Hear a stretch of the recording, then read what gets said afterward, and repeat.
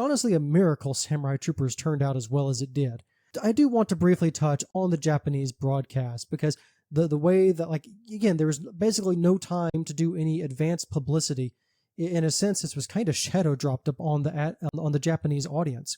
And so Samurai Troopers also aired during the time slot usually reserved for the robot anime on Nagoya TV and TV Asahi, Saturday at 5 p.m. And so, yes, there was confusion and frustration in the mail sent in from the viewers. But of course, when you have a schedule like this and you're kind of going into it knowing like, okay, we're going to have a rough start, the team kept plugging away.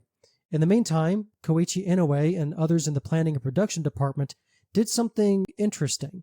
So the team reached out to doujin artists, or like independent artists, comic artists, ahead of 1988's Summer Comic Hit in August.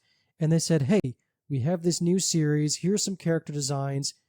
Can you give us some fan art of Samurai Troopers? The next couple of months, the show was slowly gaining traction, word of mouth began to spread.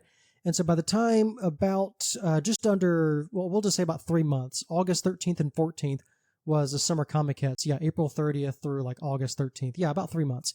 Samurai Troopers had begun to amass a following thanks to the efforts of these independent artists.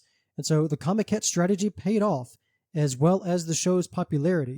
Samurai Troopers began to perform well, obviously with a target audience of elementary school boys, but what the team did not anticipate was how many young girls and older women were also tuning into Samurai Troopers and sending in fan mail.